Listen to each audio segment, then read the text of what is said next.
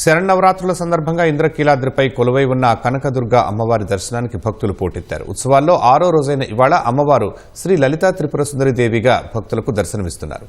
అమ్మవారిని పలువురు సినీ రాజకీయ ప్రముఖులు దర్శించుకున్నారు. ఎమ్మెల్యే కూన రవికుమార్, శాప్ చైర్మన్ రవినాయుడు, గాయని సునీత దర్శించుకున్నారు.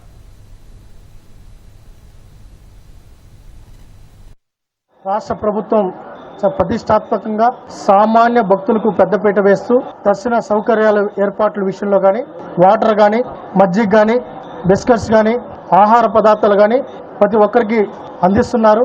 ఎండోమెంట్ డిపార్ట్మెంట్ కానీ, దుర్గమ్మ గుడి సిబ్బంది కానీ, స్వచ్ఛందంగా వచ్చిన వాలంటీర్స్ సమన్వయంతో, పోలీస్ శాఖ సమన్వయంతో ఎటువంటి ఇబ్బందులు లేకుండా ఏర్పాట్లు కూడా చేయడం జరిగింది. రాష్ట్రం బాగుండాలి, రాష్ట్ర ప్రజలు బాగుండాలి, ఈ రాష్ట్రంలో ప్రజలందరూ ఆయుర ఆరోగ్య అష్టైశ్వర్యాలతో ఉండాలని, ప్రతి ఒక్కరూ చంద్రబాబు నాయుడు గారు చేసిన కృషిలో భాగస్వాములు కావాలని, ప్రతి ఒక్కరికి ఆ ఆలోచన ఇవ్వాలని ఆ దుర్గా భవాన్ని వేడుకొని వచ్చాను.